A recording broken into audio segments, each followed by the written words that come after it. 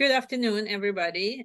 This is a tremendous pleasure to introduce our next presenter in the Translational Teamwork Series. Dr. Laurene Tumiel-Berhalter is presenting today, and the topic of today's presentation would be teamwork with community stakeholders.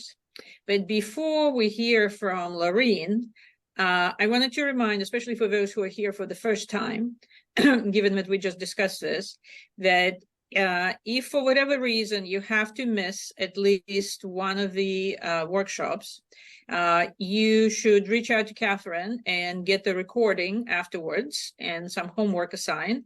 And that will give you a check for missed workshop, and you can still receive a certificate of completion at the end of a series. So just a reminder that you can look at the schedule online of this workshop. Dr. Tumiel-Berhalter teaches other workshops. So there are many workshops that may be related to what you're going to hear about today, but there's obviously not an overlap.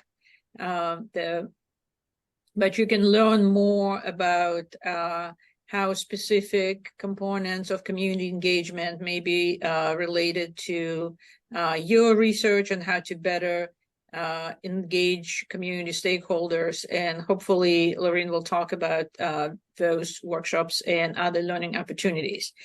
We want to make sure that we hear from you after each workshops, because as you can see, they're all different. And the reason for that is that we take your feedback very seriously. So this workshop was actually, the topic for this workshop was a recommendation from a last year workshop that several people who attended said that it would be great to learn more about how to partner and team up and work in an equitable manner with community stakeholders. And there's no better person than Laurene and her team at UB to talk about that.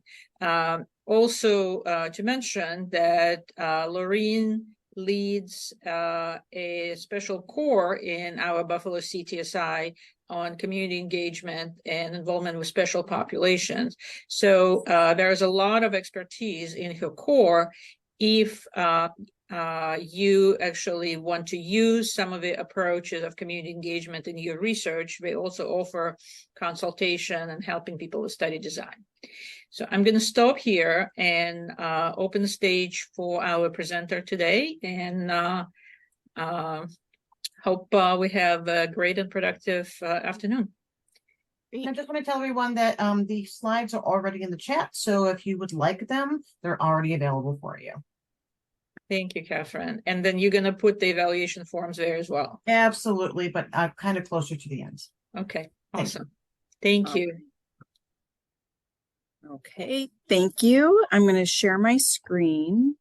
Okay, so today, team science is something that we talk a lot about now, and we really value that interdisciplinary approach to the way we do things. So, thinking about integrating a community partner into research, and especially as a partner on the team, not a participant, is something that it has some major parallels to integrating multidisciplinary team members, but also lots of nuances to consider. So Dr. Noyes had described the community and stakeholder engagement research module, which is our kind of new name for our community engagement core. And it includes our community engagement and our special populations group. So this is our overall team. I'm co-leading this core with Dr. Teresa Quatrin, who leads our special populations component, along with Renee Kadzow. Grace is on the call today as a member of our team, and then several faculty members that all contribute to great work in the area. The goal of our core is really to bridge community with research, including health providers too, and community health, because science and health hang together, right? The research we do influences our healthcare, and they're both very complex systems and with complex jargon that make it really difficult to sometimes have those multidisciplinary conversations, whether it's with your physician or with other researchers. So when we think of our diverse teams, especially in the research world, we most often think about different disciplines. Doing a lot of work with, I'm an epidemiologist by training, working with Linda, who's a medical anthropologist. We have these different backgrounds and we come together to do different work. And we often have to learn our jargon and learn our languages. But having a community member can really be critical to a research team because it's that reality check that makes our research really relevant. So I guess to get started, I'm curious to know if any of you have ever worked with a community partner. So I've launched people. Oh, excellent. They're already starting. Thank you. Okay. Looks like 60% have not, but about 40%, 38% have. So good. It's a nice breakup. So that's great. So does anyone have anyone who's worked with a community partner before on their research team, does anyone have any anecdotes that they'd want to share at this point? Okay, so let's get started into the conversation here. Okay, so just to give a little background first, there's so many different levels of community engagement, and that's a term that we toss around a lot these days, and thinking about, how do we engage the community and how do we work together? And frankly, in my opinion, any type of community engagement is good. The more we engage community in our research is really important, whether it's educating the community or doing our work in the community. But what we're really talking about here when we're talking about a member on our teams is community-based participatory or partnered research. We are really talking about here a community member is part of our team who is saying, yes, like I want to be part of the decision-making. I want to be part of the development of surveys.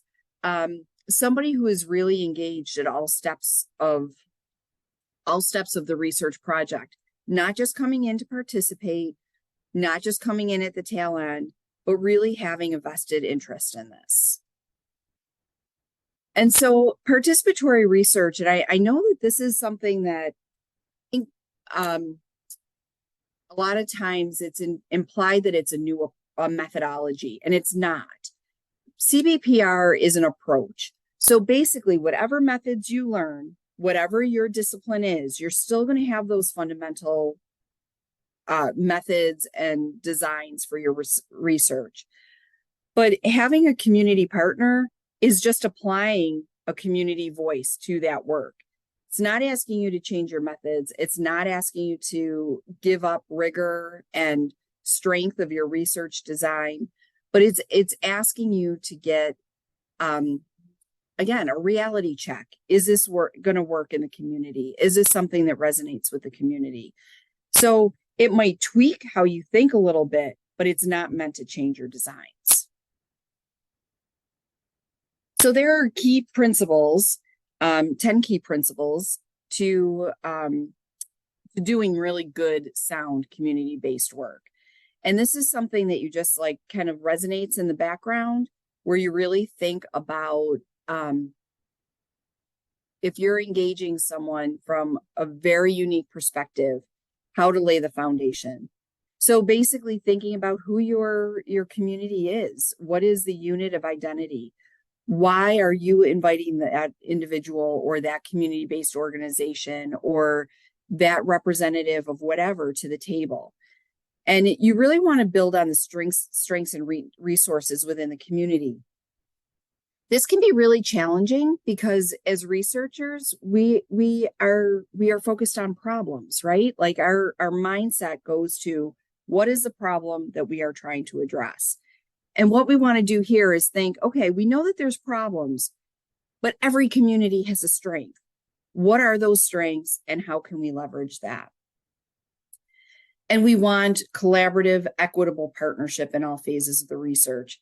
Equitable is really important here because the reality is, as researchers, we are the one that signs our name to a funded grant. right? We ultimately have the responsibility to make sure our work goes according to whatever funder. And frankly, the community doesn't want that responsibility. So it's talking about being equitable. It's being equitable in budget, being equitable in the roles, making sure it's appropriate for the work that we need to get done. Another key principle is promoting co-learning. So any researcher really has to come to the table thinking about, what can I learn from this person who hopefully will learn from me too. A key principle of CBPR is thinking about the balance between research and action. So what's going to result from the research that might stick around for a little while? Again, something we think about in research, we think about the generalizability of our work. How can we expand our work to other communities? Where CBPR really emphasizes the local relevance. What is unique about the community that you are working with that might not apply to another community, but what is important about that? The CBPR involves systems, an iterative process. We do something, we prepare something, we share it with our community partner, we take their feedback, we make edits, we give it back to them. We build in that time. We also disseminate findings and knowledge gained to all partners, right? That's something that I know it's like last thing on our list is to give back to the community about what our research findings were, what happened with the project, what happened with the grant. And that's something that's really important to CBPR. CBPR is not one and done. It's about a long-term process and commitment. And the idea is that you would align your agendas and can work forward together. But it also requires both partners to be considered trustworthy. And so this is something that we really need to think about more in terms of our institution being viewed in the community as a trustworthy organization. So it's not just us as an independent researcher, but also the broader community, our broader institution.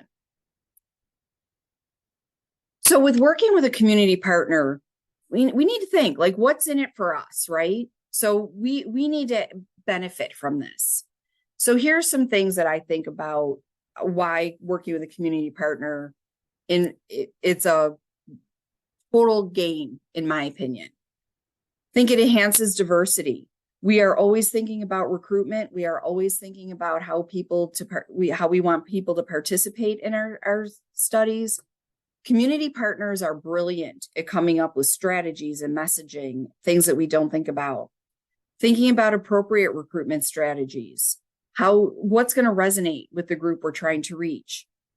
It influences the study relevance. What are interventions or study materials that might be more meaningful to the community?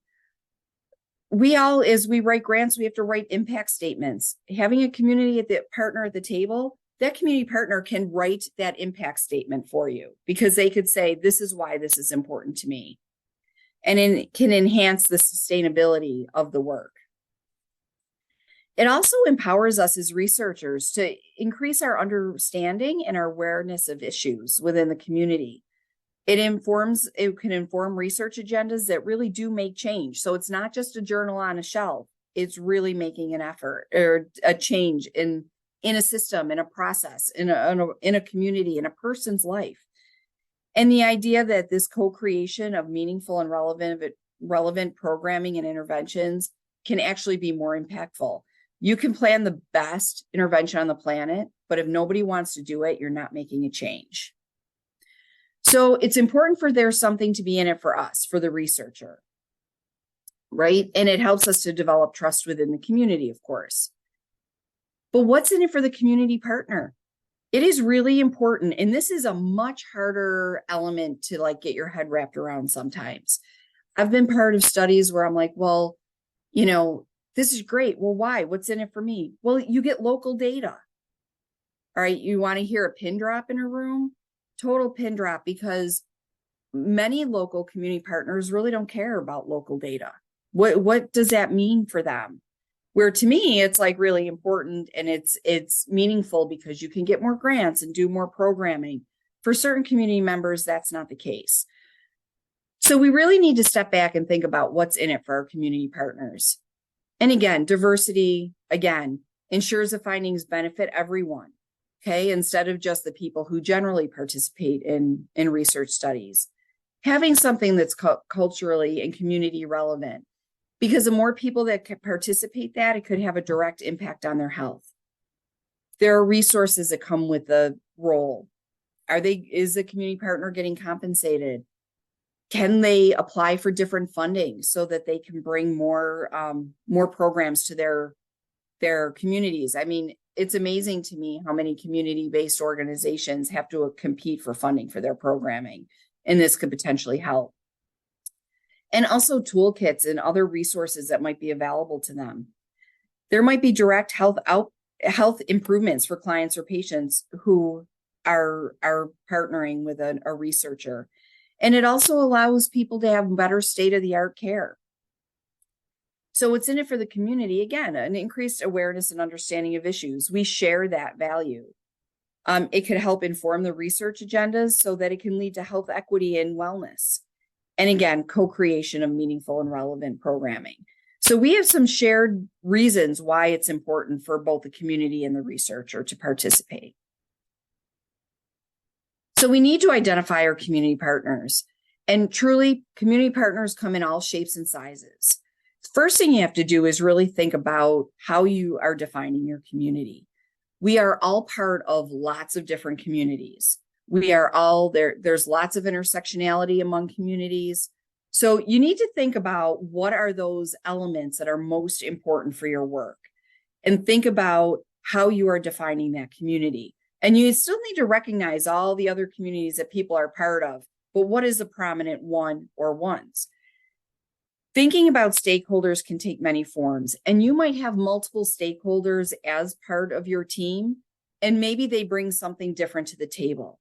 You could have institutions like health departments or hospital representatives. There's national or local organizations. Again, some examples: American Cancer Society, the Heart Association. Community-based organizations. It could be healthcare practices. It could be a YMCA. It could be a healthcare provider. Again, shapes and sizes, it doesn't matter. It could be industry. If you're doing drug development, industry is a really important partner.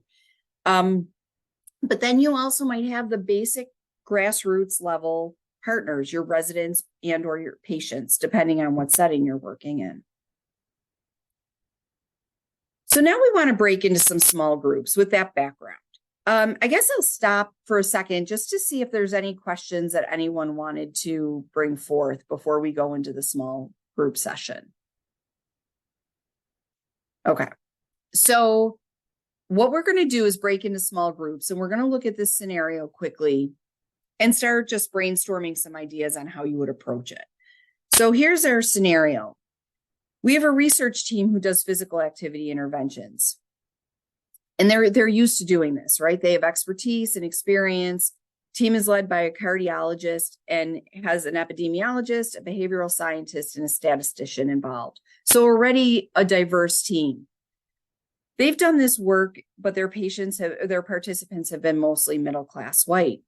So now they get this grant to apply the same type of intervention in an Arabic community. What do they need to think about?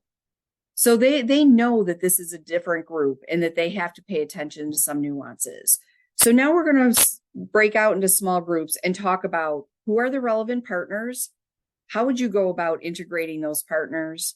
How do you build trust in this community? And thinking about things like time and compensation. So Catherine, I'll pass it over to you to get us into these small groups. Sure, I am just moving around one more person to make sure we have a facilitator in each room. Okay, so our facilitator in group 1 is going to be Laurene. Our facilitator in group 2 is Adam. Our facilitator in group 3 is Amanda. Facilitator in group 4 is Grace, and facilitator in group 5 is Liz. Are we okay with all those groups? Okay, so I'm going to open all rooms. I'm going to tell you you all have 10 minutes. And then I will at least give you kind of just something in the chat that says you have about 4 or 5 minutes left. Okay, and I'm going to start. Thank you. Okay. So why don't we take a few minutes for a breakout or report out? from each of the groups. So I can start. I don't mind doing the breakout for the report out for our group. But basically, we talked a lot about, some strategies for, finding a community partner, community-based organizations, faith-based organizations, schools being an important venue, but just being creative about where we could potentially find a potential partner. We talked a lot about the time lapse, where a grant sometimes, like, we don't start early enough developing our relationships with our partners. So all of a sudden a grant is due and we're trying to scramble to find a partner and we haven't done that relationship development, and just thinking about strategies on how to, that even if you have a grant under review, staying with that community partner even while we're waiting, which is never super easy to do when you have other time commitments. So just thinking about, showing up without an agenda is ideal, but sometimes we can't do that. So I guess I will stop there. Why don't we go to group 2? If anyone wants to do a report out. Can we just do Adam's group next? Sure. Oh, we'll just do it that way. And then all right, that's easier because people never remember what group they're in. No problem. Sure. So I didn't really take down any notes, but we had a good conversation. We had, as far as who relevant partners are, maybe communicating with practices, medical practices, try and identify individuals who might fit the what we're looking to accomplish. Vincent brought up maybe reaching out to fitness centers since we're looking at physical activity interventions. With regard to how we go about integrating community partners into our team. Vincent, do you recall what you shared on that? Can you repeat what you just said? Yeah, I just wasn't sure if you recalled what you shared regarding integrating community partners into the team. It's more so like letting the Arabic community have a hand in the research project. We talked about also like scheduling meetings, trying to find times that match our needs and their needs, right? Right. And then what do we have here? How do you build trust in the community? We talked about, Vincent, you had a great point about making sure that you understand what they're sharing with you, their experience. And then we talked about repeating that to them, making sure that they understand that we are understanding them, right? We talked about showing up when we say we're going to show up, trying to figure out how we can help them without also figuring out how they're going to help us. Great. Great, thanks. Okay. Go on to Liz. Is that okay? Perfect. Great. Liz? Hi. I think Jacob would agree to be our representative for this group because he had some great ideas to share, if you still feel comfortable. Yeah, I can share. We talked about a lot of the same relevant partners, educational groups or religious groups that are within the community or medical practices, but also like if there's other groups that help this community, whether it be like other health-based interventions or other educational interventions, just see if like other people in your area or your institution have access and contacts that you can use. And in terms of integrating community partners, just start from the very beginning. Definitely approach them with an idea, with bare bones, but help build the intervention or whatever you're doing with them, rather than coming with them saying, we want to do this with you. Build it with them and just build trust by, being honest and open and sharing everything that you have. Excellent. Can we go on to Amanda? Let me find my notes. So my group, I'm going to try to only add things that may not have been touched on yet from our group. And one of the things that our team mentioned was potentially reaching out to community centers. So an active community engagement from the Arabic community as that serves as a meeting place, but it might be a point of contact for other leaders. And someone mentioned working with universities who might have Arabic student population and working with them to learn more about the relevant cultural backgrounds of their communities and how to maybe phrase language on flyers and things like that in a way that's culturally relevant and important. So that was a little bit more on speaking to what to do with the actual research project and any flyers that you wanted to post. We talked about how you'd integrate community partners into your team, and one of the chief things that was mentioned that we talked about was just thinking about other schedules and like Adam said, being open to accommodating their needs and not kind of forcing your needs upon the group. We did not get to the trust question. Here we are. Thank you. And I just want to, before we go on to Grace, Fatima pointed out that it is Arab people and Arabic is the language, just so we're using proper language when we're talking about Arab patients. Thank you. And then Grace, and then I will turn it back over to Laurene. We said very similar things to everyone else. What we said that was maybe a little bit different was that the partner would start out with leadership, whether that's a trusted provider or whether that's a trusted faith leader. So we thought that starting with leadership and having a rapport and trust there would then be an introduction into the community. Knowing the culture ahead of time, doing your research, and really trying to be as respectful as possible when you approach to be a part of the community or work with the community. You want to be able to, to know the community that you're working with. So definitely a lot of background work, just researching and knowing what the community is like. And then we thought it was a great way to build trust to be present at their events, whatever festivals or events, whether it's community-based or faith-based, being able to show that you're volunteering and you're vested in the community. So I think that was the only thing we really said that was a little bit different. Excellent. And I'll pass it back over to Laurene. Thank you. Thank you.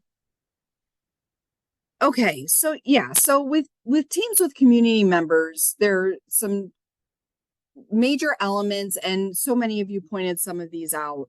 Really being aware of power differentials, and these power differentials will vary depending on who your partner is. If you have Dr. Burstein, who's our Commissioner of Health, as your community partner, there might not be such a big power differential. If you're working with a community resident, maybe somebody who's older and a community resident, and maybe they never graduated from high school, but they see all the letters after your name, there's going to be a much bigger power differential. So you need to be aware of those and work towards balancing them out a little bit. I work with a group that are patients, residents of the city of Buffalo. And I had one patient, we call them patient voices members. So that's where I say patient, but it wasn't like a patient of mine. But she would not call me by my first name for the longest time. First, it was Dr. Berhalter. And I said, Deb, come on, this is like, we've worked together for years. And she said, no, you are the boss. You have initials after your name. I don't. And I'm like, this is crazy. And because I really didn't feel that way. She brought so much to our team. After a little while, it was Dr. Laurene. Power differentials were shifting a little bit. Then, finally, she started calling me Laurene, just plain old Laurene. And because we had started to travel and do some presentations together. Then we were in Mexico and we spent a lot of time on the beach. We were there for a conference. And my husband was with me and he calls me Lori. So by the time we finished that conference, that's what she called me. And I could see that power differential shift over time, where we finally got to a point where it didn't matter that she didn't have a high school education and I had a PhD. It didn't matter, but it took a long time to get to that point. But understanding the history, and understanding what the community, what historical components are of history are important to the community. We'll be out in the Black community, and Tuskegee is alive and well. Like, we think that this was 70 years ago, but it doesn't matter. It's still very relevant in our community, and we have to understand what the history of research and health are in these communities. Learning about the cultural differences and nuances are really important, and we're never going to be an expert in them, but we have to learn how to have that conversation. We have to learn how to be comfortable making mistakes. We have to learn how to ask questions about what people respond to, and also recognize that just because somebody is from the Arab community doesn't mean that they follow all the traditional cultural traditions, that we can't assume that there's just one group. There are definitely different nuances within different groups. And we need to really be open to the value of lived experience. In academia, we put a lot of value on degrees and certifications and all these types of things, but the value of the lived experience is really important. And, I could do the best research in the world on asthma, but I don't have lived experience. I do not have asthma. So I don't have a lens of someone who's living that experience. And we need to be open to it. And please, anyone stop with questions along the way. I'd rather have this be more conversational than just talking at you. So don't hesitate to jump in. So another thing with community members, it's different than academic community partners or academic partners, right? For academic partners, this is our job. So to partner with people, to work on a grant together, to work on a project together, that's part of what we do. That's part of our occupational experience. But that's not the case with community members. Even if they're from representing a community-based organization or another institution, it may not be a main part of the community partner's job duties. So you might have to meet on Saturdays or later evenings. Pay them, right? They're working on our project and we're expecting the same amount of commitment. We're getting paid for this work. They should be too. So we really think about how to pay them. And it could take many different forms. It could take paying the individual. It could be giving a stipend to the organization they're representing. There's no one size fits all, but you have to think about payment to your community partners. We have to stop thinking about community partners as volunteering their time, because that is not, it's just not okay. We need to think about the commitments that they have and the experience that they bring to the table. We also need to think about the right person at the table. So what skills are needed? Are these skills that can be trained, or are there, other ones that we need to think about? And most importantly, thinking about where that person has authority, because depending on the role of the community person at the table, if they need to make, you have to think of it two ways. Either they have to be a person that can make decisions on behalf of their organization, or there's got to be a process in place for them to take information back to a person that can make the decision about whether to move forward or not, or whatever the case may be. So we do, all of you, the majority of you probably have done city training, which is human subjects research training. And it's a computer-based system. It's a little tech heavy. It's a little dry, takes a little bit of time to go through. We have this great thing now called certification, which UB is an adapter of, that allows, it's a more community-facing human subjects research training, ethics training, that is nationally endorsed in order for community partners who are not trained scientists to take part of. It's a much easier process for them to go through. much more engaging and can be offered either, you could, like a community partner could either go online and do it themselves, or you could facilitate a group if you had multiple community partners that you were training. Laurene, can I interrupt? Because I'm Sure. intrigued. Is it shorter? Because CITI now has become like a whole day affair. So yeah, we've done the group setting, we've done in like 2-hour sessions.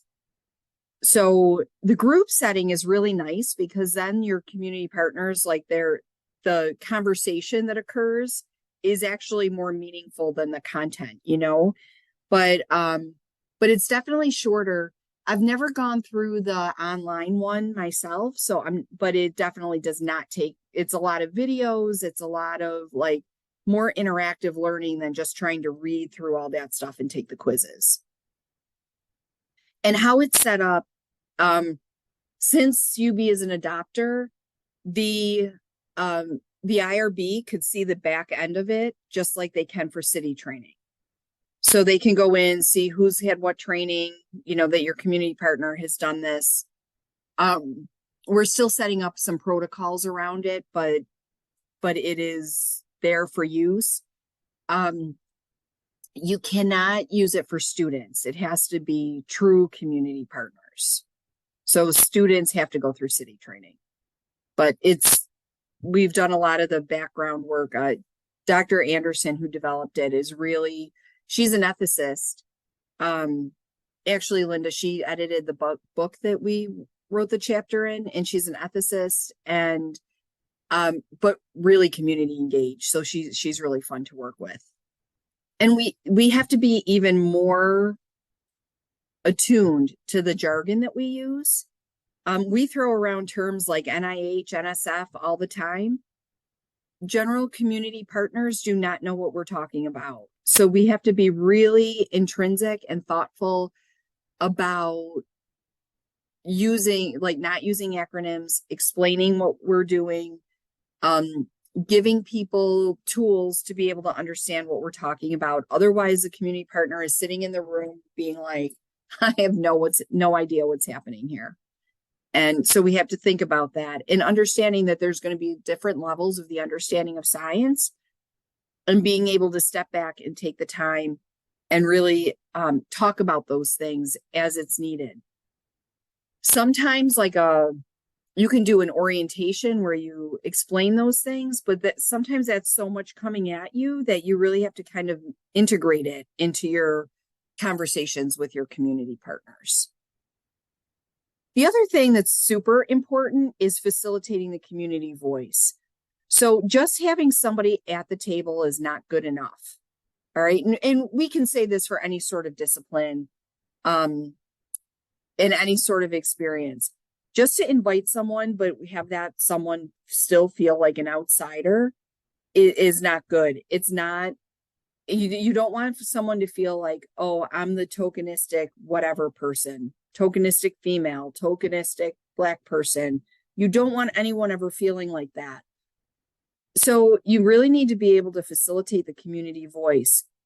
And you need to be patient, because if somebody is feeling like they're out of their element, they're not going to be piping up. They're not going to be saying, oh my gosh, like, think about yourself in a new group. You kind of feel the group out. You're kind of maybe a little shyer and don't like speak up right away. But you have to be able to pull that out and give that community member space. Invite them to have a conversation. Offer a follow-up phone call. Hey, thanks for coming to our meeting. I know it was a lot thrown at you. Is there something, what were your thoughts on it? I'd love to get that sense from you of what your takeaways were. Sometimes it's not going to be in the group. That extra phone call might be really needed. But then maybe the next time that person is at the bigger table, they won't be so hesitant to voice their opinion. We have to really, really listen. And sometimes that means being empathetic. It means being willing to compromise. It might mean somebody had mentioned about letting people know that you're really hearing them. Building in times to share versions and get feedback.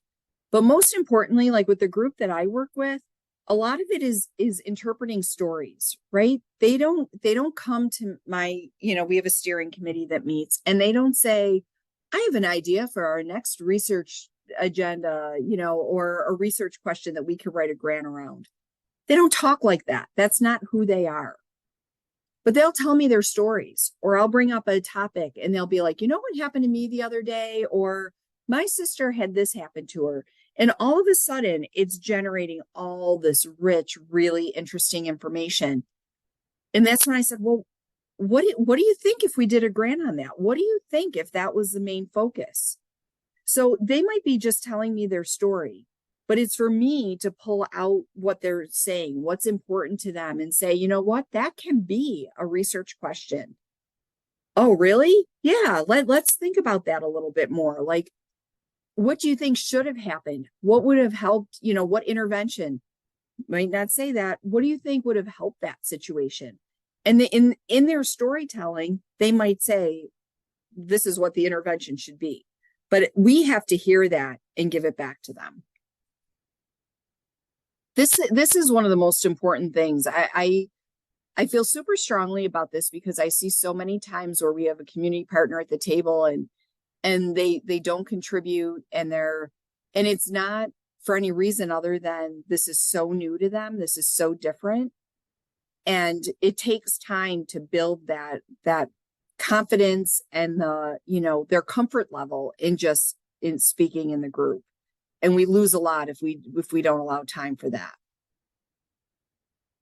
So there are a lot of institutional and administrative challenges. So for the researchers in the room, these are no strangers.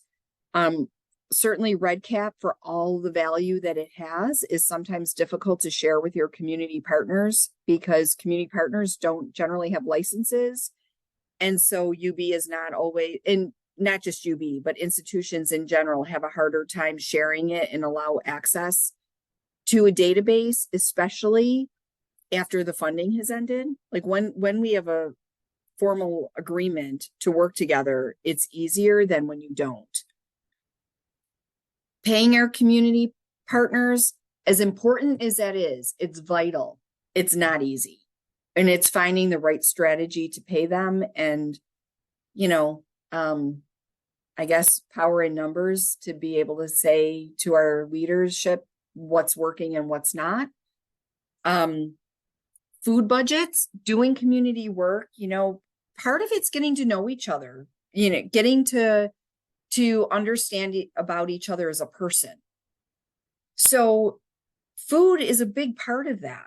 Food, breaking bread together is when you really just enjoy each other. A lot of our grant budgets don't allow food. So, and it's not our institution, it is the larger grant makers. Well, you can't encourage community participation, but then not allow food and other things. It's so frustrating. But you want to think about that ahead of time. And maybe if there's other resources that you have within your departments or within other funding that is flexible with food, you can do that. The other thing is our university systems are not known to the public. I've been at UB for over 30 years, and I probably know 5% of what the actual background of systems are. So a lot of times we spend a lot of time just explaining the system. We can't buy food, but this is why. This is how we can pay you. These are what our options are. It's this way or this way. Let's figure out what works best. I was at a community meeting once where there was an impression that when somebody got a grant, so let's say an investigator makes $100,000 and they're written into this grant for 10%. There was a perception that investigator got written a check for $10,000. Wait, no, that's not the way it works. So there was it was kind of a heated conversation. And the whole meeting, instead of getting to what I had planned to talk about, I actually talked about the way grant money flows through the institution. And people are like, really? You mean you guys don't get a paycheck from this? We're like, no, we don't see any extra money for this. This is how the comment was very funny. I'm like, it kind of covers our New York State salary. And they said, oh, so New York State benefits from this. And I'm like, yeah, I guess they do, because they then, our salary is recovered. but they didn't know. Why would they? It's such a weird system. Why would anyone know that? But if there was any reason that they got that impression, all it takes is just a calm conversation to explain how it works. And I, with full disclosure that I only know a bit about the process. And the other thing too, and this is, again, since COVID, research, and healthcare and kind of all the stuff that went on around COVID and the rapid cycle fire of research around COVID has created definite uncertainty in the community. And I think we need to just be really considerate of that, and that there are some misgivings and mistrust in the community about how things were done. And, there's a million other examples of that from COVID, but that's our most recent one. So we do need to be cognizant of it and address it if there's a conversation about it. So just some take-home points. One and done done and run is never okay. Again, getting back to that long-term commitment, you can't just have a one-time situation. Maybe, every relationship is different. Maybe once the project is done, maybe your community partner says, I've had enough and want to be gone. But you can't go in expecting that you're going to be done after that first effort working together. This is a relationship. It takes time, trust, and compassion. It's just like any of your other friendships. They might wax, they might wane. You might not see each other for 3 years, but then you come back and it's like no time has ever left. But you have to build that base in order for that relationship to work that way. This is a bee in my bonnet. Community engagement is not a box to be checked. If you're not going to do it well or thoughtfully, and again, mistakes, you're going to make mistakes. I make mistakes every single time I work with a community partner. But if you're not going to own that, or just do it because the grant says that you need to have a community partner, please don't. It makes it harder for the rest of us who want to do true community engagement, because it influences, well, we had this experience with this researcher, so that makes the overall group look bad, as opposed to just being honest and upfront and transparent about things. So don't do it if you're just checkboxing. Be explicit about the role of your community partners. Go in eyes wide open, recognizing that as you work more and more together, that role might change, but at least what you see, and be willing to negotiate it, because the community partner might think of something else. So it's not to just come in and say to them, this is what I need you to do. You could say, this is what I was thinking, but I'd like to get some feedback from you on that. So it always helps to have a boilerplate, a starting place when you're having these conversations, but don't think it's one and done. Be ready to work with your partner to negotiate something that really is meaningful for them as well. Again, and this gets back to the checkbox thing. If somebody is going to give you their time and expertise, even if it's just, and I'm going to put that in quotes, lived experience, if they're going to give you feedback, use it. That doesn't mean you have to use all their feedback, but again, it's this process. You negotiate. We can do this, but we might not be able to do this because that would be an example, just validated tools, right? In research, we use validated tools all the time, and we're supposed to use them exactly as is and score them according to the literature and all that kind of stuff. Community partner might look at that and say, these questions are not going to resonate in my community at all. They're going to be meaningless. Why should we ask them? What's really important to our community is this, but those questions aren't part of this scale. Okay, this is why validated tools are really important. I'm hearing you that these questions don't all resonate with you. What if we use a validated scale so that we could have that scientific rigor? But what if we include your questions in the same format and add those on? So that way we're addressing your priorities, but we're not altering the scale. Okay, so think of creative ways to compromise and include feedback when it makes sense, but explain why you can't do or shouldn't do something that a community member suggests. Transparency will win every single time. Think about equality, not equal. And I'll tell you the biggest mistake I made about equality. And this, we published this story. We're working with, and I still thankfully work with Jericho Road Community Health Center. And this was back years ago when they were a really small organization. We got an NIH grant and we thought we need to have an equal budget. We're going to have 50% of the budget. We're going to give Jericho 50% of the budget because this is what a true partnership would do. So we go through the grant and we had to hire staff to work on this grant. So we had one person leave. We had one person get terminated. The grant ends. Jericho had to lay off a bunch of people. Well, there's this interesting thing called unemployment insurance that I knew nothing about, that Jericho, it was back there, but we didn't think about how hiring and laying off all those people would impact this.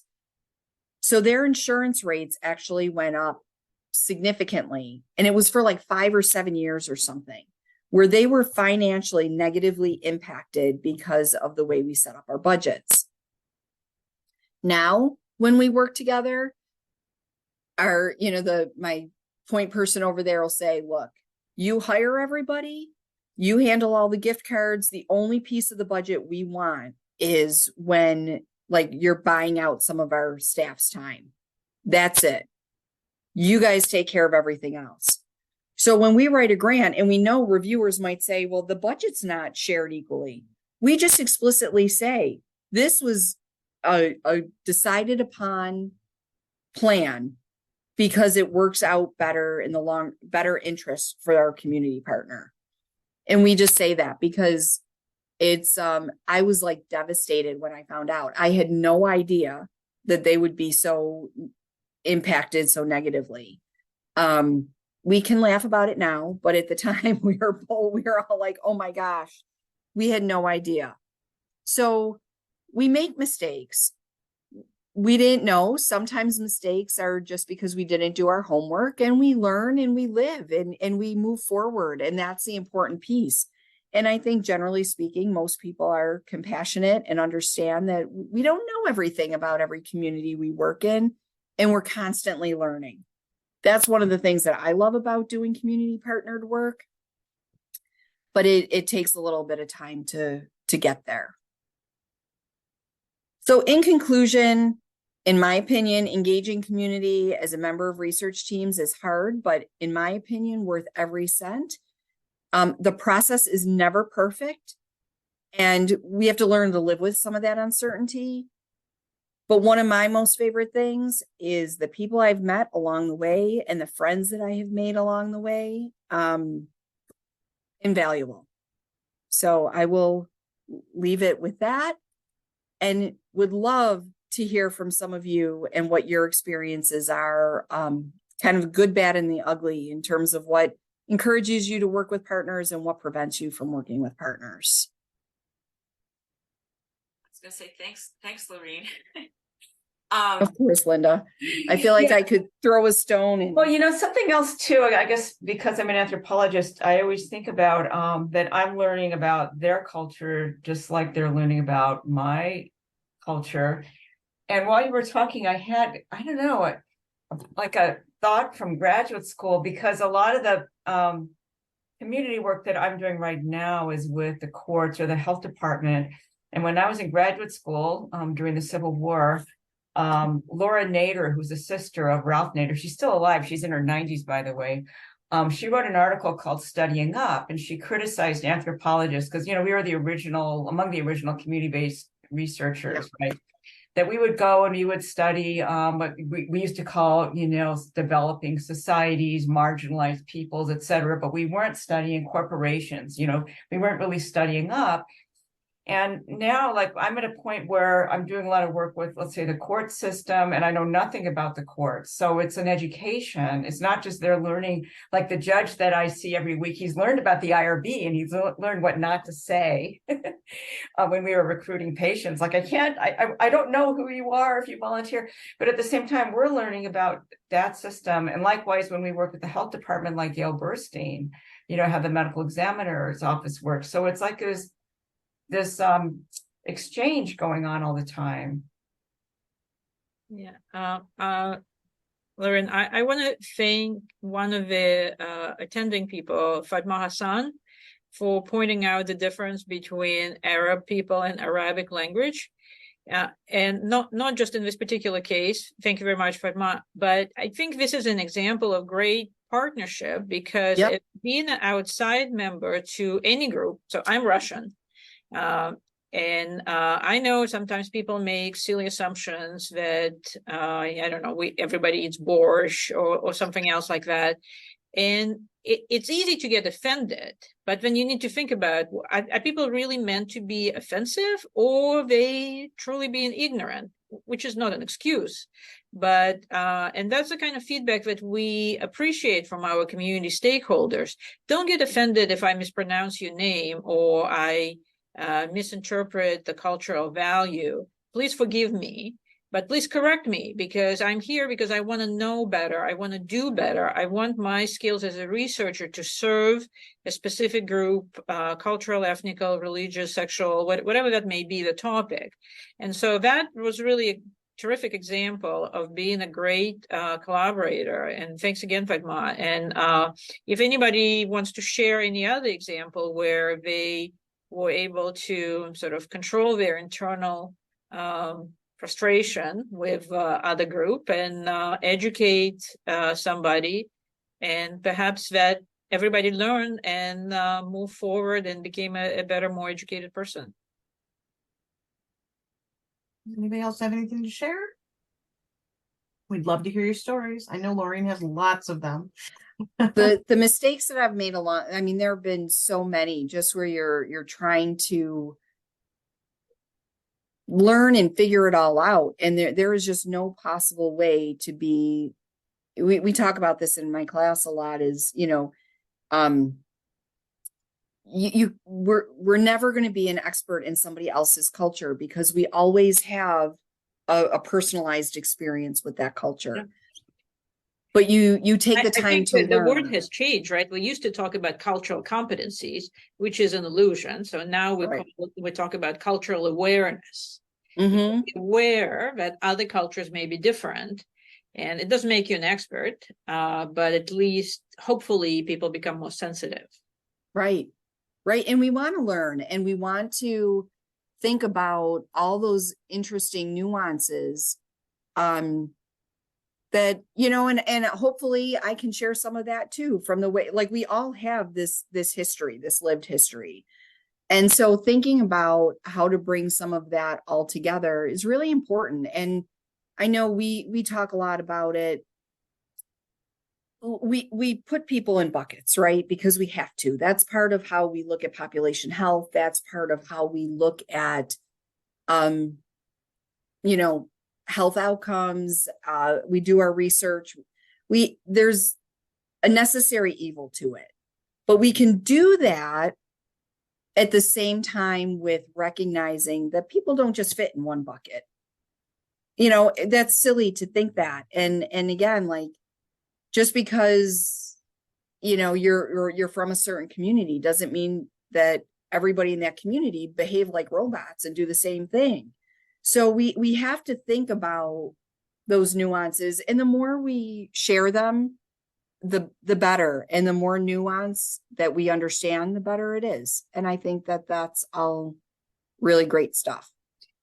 Yeah, and many of you probably noticed that it used to be that race categories were mutually exclusive, right? If you're in a doctor's office or if you're signing up for something, and now there is very often category of mixed race or multiple race. So, and you don't have to, if you're white, you're not Asian, you could be both.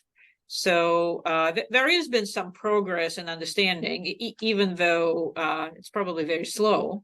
But so I want to share another example of embarrassing community engagement, not ethnic anymore, but different engagements. So we were working with, it was a study on obese African-American men. And so Laurene correctly pointed that you can't pay for food on your grant. So we bought cookies and bagels. And we had a panel of obese men and we brought them cookies and bagels. And then I thought about like, oh my God, what am I doing? It was too late. So being an investigator doesn't mean you always know the right thing to do. So here I said it. So I wonder about the inverse. You talked about power struggle or power disparity, and yet I suspect that there are times that researchers go into a community and cite all of their credentials, which are completely and utterly meaningless to the people you're talking to. And so you're resting on this sort of status that you have in the community, but you probably have to use some other technique to establish expertise or your bona fides that are completely independent of your degrees or your research CV or something. And so I'm wondering whether people have experienced that, maybe the shock of like, what do you mean you don't respect the fact that I'm a professor, blah, blah, blah. Anything like that. Has that happened, and how do you deal with that? Absolutely. I'm going to start by a very broad statement. There are some investigators that should not be out in the community for that very reason. And my theory is, and I guess, and maybe it's because I grew up in this environment of community engagement. Like before, I was in my master's program when I was first exposed to doing, community-based work. My theory is, and this is what we, tell our investigators who want to do this work, lose your suit, be first name basis. Don't we have to relate as human beings with a shared interest, not credentials. And people know it. People know that you're an investigator with all these initials and all this background. But I think it's about being, again, that transparency, but getting to know people on a more personal level. Tell me a little bit about yourself. Right? That's what people want from their doctors too. They want people to say, hey, how are you? How's your son, your daughter, your whatever? They like that type of relationship building. So, and we also do a lot of like, let's roll up your sleeves. If there's something going on in a community partner is having an event, let's roll up our sleeves and go help. Like there's ways to do that to help negate that. But absolutely, I mean, it's you kind of have to take your university hat off, and that's really hard for some people to do. I think you have to come from a place where the person you're engaging with is the expert on their organization, their community, your equals, and park all of the credential stuff at the door for this type of community engaged work. I mean, I find that the letters after my name can be a barrier. Mm-hmm. And the groups that come and plant their flag, I mean, there's a different kind of research, like we were talking about the cardiology team who wanted to study, I would say people who speak Arabic, Iraqi, whichever community it is, they come, they plant their flag. We're here from the university, we know we're going to tell you what the problems are versus what matters to you the most when you talk, when you're talking to somebody. Right. Yeah. So it's a really interesting thing to do. And I think I had an interesting conversation with some people from a genetics lab. They're working, they go, we went to school for a really long time to be able to do what we do, to speak the jargon, to know all this complicated science. But now you're asking us to communicate it in plain language. Well, if we communicate everything in plain language, why did I spend the last 5 years in school to learn the language? And there's this total push and pull. And one of I'm working with Jennifer Surtees, who's in biochemistry on a grant. And I loved her response because she's like, you don't need to communicate all the technical details. You need to be able to communicate in plain language the takeaway message. They don't care about the details. They don't care how you're running the sequence. They don't care what, details. I would have no clue about what any of that means. But what is the major takeaway? And that is what the plain language translation to community is really all about. Because I'm like, wow, when this young investigator brought that up, I was like, I never thought about it that way. And the point is well taken, so it's not to negate everything that you've learned. It's learning what and how to communicate it.